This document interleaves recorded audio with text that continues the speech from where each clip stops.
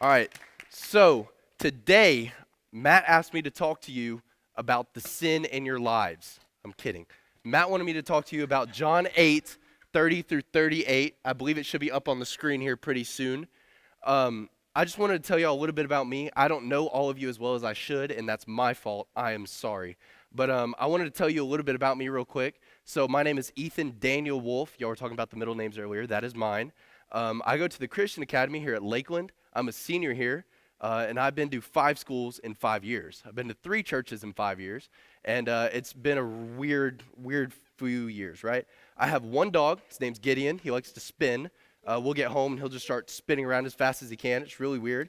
I do have a girlfriend. She lives in Mission, Texas. It's really far away. Don't look up where it is. It's very depressing. Um, if I haven't gotten to meet you yet, again, I'm sorry. But now that we know each other very well, you're all my family. Now, the reason is because I care about you, and I want the best for you. I want nothing but the best for you. And I can only assume that you'll want the best for me. That's what makes you my family, right? So since we're family, I want to talk to you seriously tonight. I want to tell you some things. I want to ask you serious questions, and I want you to think about the questions seriously. I want honest answers. Does that make sense? Can we agree to that? All right, sweet. So I've been thinking, does anybody remember what D-Now was about this year? Mr. Ernest was wearing it on his shirt, if y'all don't remember. Obi, let's hear from you. Okay, you got pretty close. What was the second part? Your first love. All right, cool. You answered both questions. Sweet. Okay, so recapturing your first love. Now, what does that look like? Why do you have to recapture something? I know we answered these in D now, but what does it look like? That's something I've been thinking about a lot over the past few weeks. Like, why do you have to recapture a first love? And there are 2 reasons I came up with. There are 2 reasons why you have to recapture a first love. One is you've lost it. It's very easy. It's very simple. Or 2, you've replaced it with something else. You've given your first love to something other than what it should be. Now, I know you all know the textbook answer. What is it? What should your first love be? God, Jesus, right? Okay, so that should be your first love. But what else could it be? So let's read together John 8:30 through 38. If you will, somebody will read that. It can be a leader. It can be a student. Anybody? Nobody? Kayla? Great. Thank you.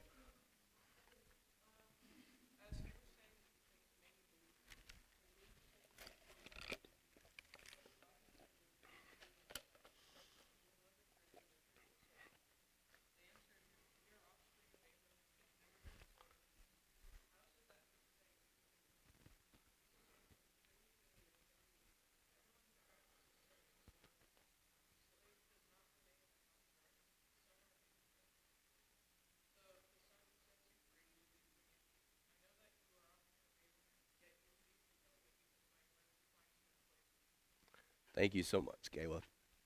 All right.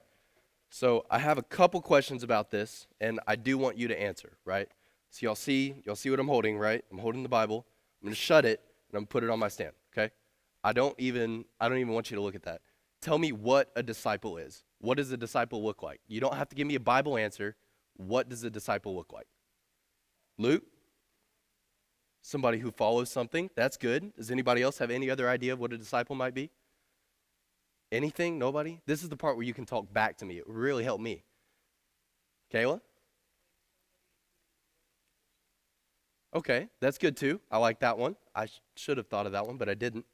Um, so let me tell you, if you look anywhere other than the Bible, a disciple is a very adamant follower, somebody who follows something very, very well, very, very strictly, right? So let me try to explain this in the best of ways that I can. There are 3 ways to be a disciple of something, right?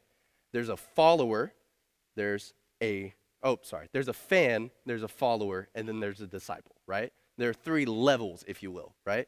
Okay, so let's talk about level 1. Everybody likes to eat, right? Everybody. I mean, Matt got me McDonald's. I'm very thankful for him. But one thing that I really like to eat are chicken nuggets.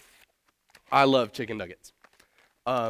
I like them from anywhere. I like dinosaur chicken nuggets. I like the ones that you can buy from the store, the normal ones. I like McDonald's chicken nuggets. I like Chick-fil-A chicken nuggets. It doesn't matter. I like chicken nuggets. Yeah.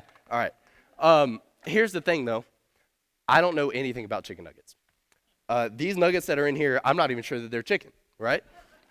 There are 9 in here because Mr. Jerry ate one. But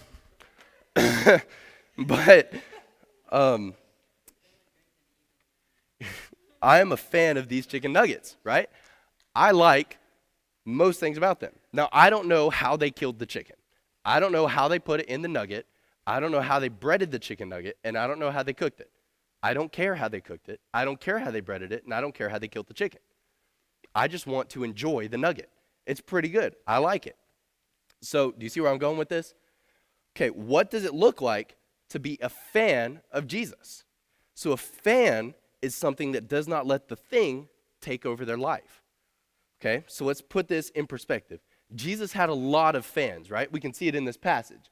So look up here again at verse 30 real quick. Kayla, you read it very well last time. Thank you.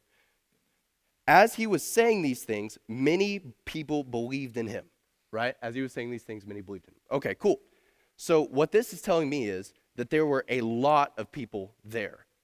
So when Jesus was teaching, there were a lot of people at this place because it didn't just say a few people believed in Jesus. It didn't say a lot. It said many.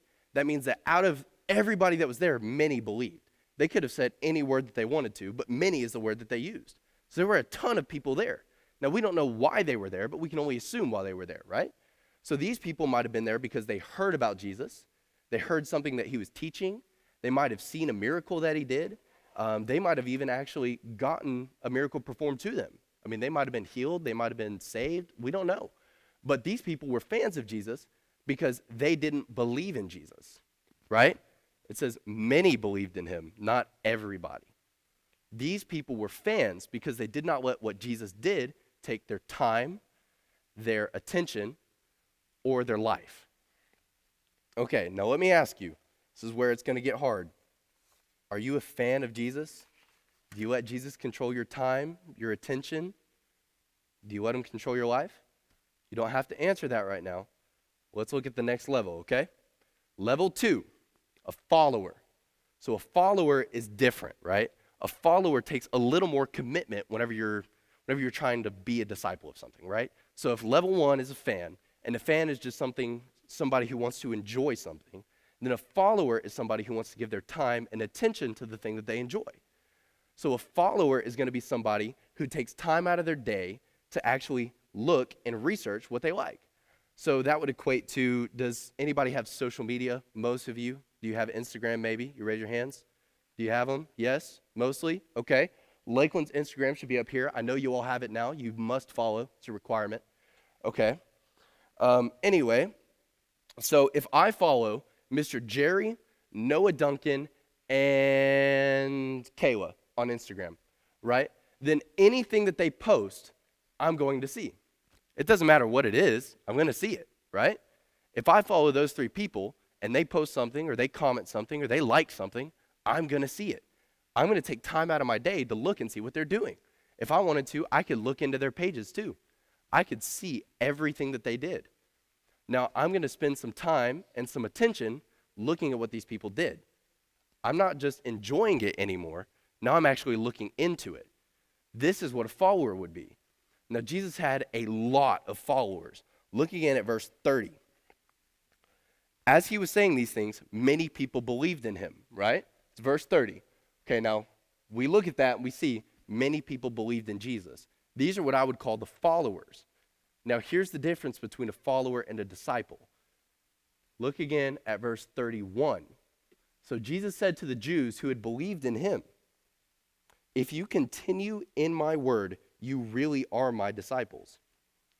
Jesus isn't saying that these people are his disciples. He's saying that these people are followers.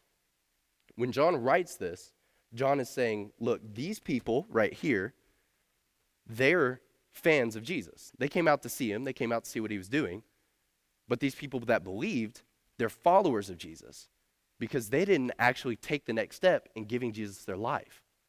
The difference between being a follower of Jesus and being a disciple of Jesus is letting Jesus control your life. Now, don't hear what I'm not saying. These people could have been saved. We don't know, right? So in Mark 16:16, Jesus says this, "Whoever believes and is baptized will be saved, but whoever does not believe will be condemned. So if you believe that Jesus died for you, and you believe, and you accepted his gift of grace, then you will be saved, right? It's not saying that you have to be a disciple of Jesus in order to be saved. It's saying that you have to accept what he gave you. Now, Jesus doesn't call you to be a follower. Jesus calls you to be a disciple, right? That's where we get into this next section, right? So level 3 is a disciple. But can I ask you, are you just a follower? Okay, level 3, a disciple. So a disciple is the last level you can possibly go.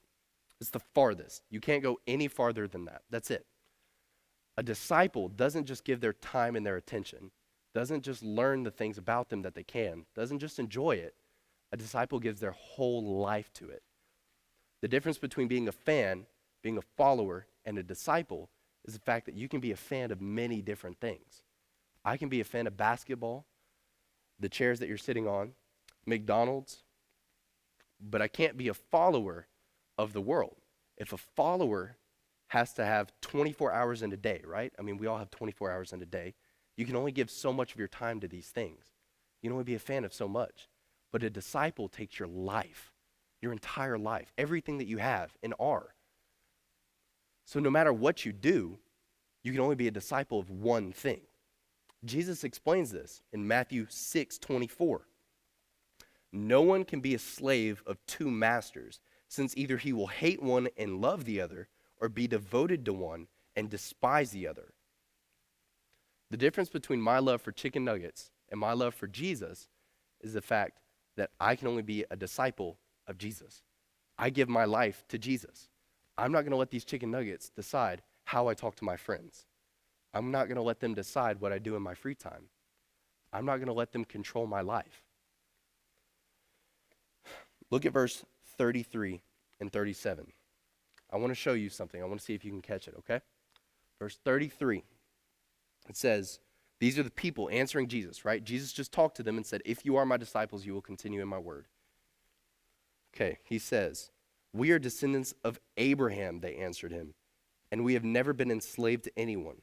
How can you say you will become free? Now look at verse 37. I know you are descendants of Abraham, but you are trying to kill me because my word is not welcome among you. Jesus is telling these people that they are disciples of something. They're living their life according to something, but it's not according to Jesus. These people are trying to kill Jesus because his word is not welcome. They're being disciples of something other than Jesus. Did y'all catch what it is? It's Abraham. Abraham is from Jesus, but he isn't Jesus, right? Okay, so let's look again. Jesus responded,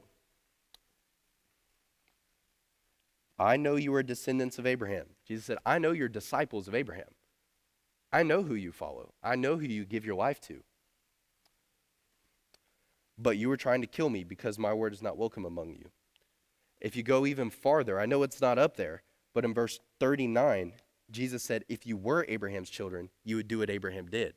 So not only are these people fake descendants, they're fake disciples, but they're also trying to kill the one that Abraham was pointing to. That's what leads me to believe that these people were not saved. Here's the point of what I'm saying. Whenever you're a disciple of one thing. You can only be a disciple of one thing. It doesn't matter what you do. You're a disciple of one thing. A slave is not a slave to two different people. You're stuck. That's it. Do you remember why we have to recapture our first love? Because we lost it. If you lose something and you don't want it back, then you're stuck without it for the rest of forever. But if you want it back, you got to fight for it. You got to give up what you're being a disciple of. Can everybody just bow their heads and close their eyes for a minute? Just real quick. I just want to talk to y'all for a second. Remember, we're family, and I care for you, and I want the best for you. In our passage, John 8, John describes 3 levels of people: the fan, the follower, and the disciple. John doesn't let anybody off the hook whenever he's talking about it. John lets you know whether you're a fan, a follower, or a disciple of Jesus. Family, can I ask you what you're a disciple of today? What are you giving your attention to, your time to, your social life, your free time, your busy time, time with friends, time alone? What are you giving that time to? Are you in God's word? Are you living for him? Are you living for sin? Are you a slave to sin? Here's the thing. It doesn't just go away. You have to ask God to take it away. I'm going to ask you right now, if you need somebody to just pray for you, that you can take that away from you, that you can recapture your love for Christ, would you just raise your hand? There's not a single person looking but me, not even the leaders. It's just me. If you raise your hand, can you look up at me, please? Thank you. It means so much to me that you would even have the courage to do that. I'm proud of you two. I'm proud of you three, you four. Thank you guys so much. Guys, you did the first step. You did the first thing. It takes more than that, though. Not only do you have to tell me, you have to tell God. I'm going to pray for you. And if right now you would just get up while I'm praying and go talk to a leader in the back, they will help you recapture your love for Christ. Not only am I your family, and do I want what's best for you, they do too. While I'm praying, would you get up and go talk to them? Would you take the next step? God, thank you so much for these people here. God, these people that they had the courage to raise their hands and ask you for forgiveness from their sin. God, even the people that didn't think to raise their hand because they were too scared to show anybody. God, you still have a place for them. God, you call us to be disciples of you, not just followers. God, you call us to love you and only you. And God, it's scary to think that one day you're gonna ask us, why weren't you my disciple? Why were you just my follower? And God, we're gonna have to answer to you. We're gonna have to tell you why. God, it's scary to me. I know that I can't change the hearts of people, but God, you can. Lord, I pray that you would take these people's lives and you would transform them and bring them back to you. Guys, I'm not done yet. It's really hard to recapture something that you never had at first. You can't recapture something that you never had. I want to ask you today, if you need to find your first love with just me looking around, would you raise your hand? Guys, if you need to find a first love, if you've never had that relationship with Jesus, it's okay. We all need it. Thank you so much. You can put your hand right back down. I want to ask one more thing. For you who don't need to recapture your first love, and for you who've already had one, would you pray for the people that need to recapture theirs? Would you pray for your friends and your family that are lost? Would you pray for the people in your life that need to come back to Jesus, that need to find Jesus?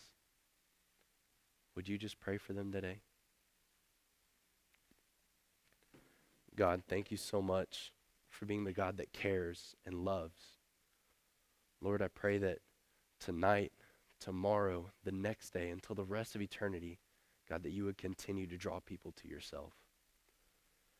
God, it's scary to think that our friends and our family, God, the people that we love, God, they might not be there in heaven with us. So Lord, I pray that tonight, tomorrow, for the rest of eternity, God, that you would continue to draw people to yourself. Lord, that you would bring our friends and our family. God, it's scary. I don't want to lose them. God, I care about them. God, would would you just keep drawing people to yourself? God, thank you for these people here that admitted that they needed to come back to you. God, I can't thank you enough. Your angels are rejoicing in heaven. Lord, thank you for people who are here who already have you. God, thank you so much for them. God, I pray that as this week goes on, people know that it's not just today that they can be saved. God, that it's the rest of their lives. God, we're not guaranteed tomorrow. God, I'm not even guaranteed to make it home tonight. And you know that. You have an appointed time for me to die. But Lord, I pray that the long time that I live, God, the time that you allow me on earth, that you would give me chances to preach the gospel. And Lord, give these believers some too.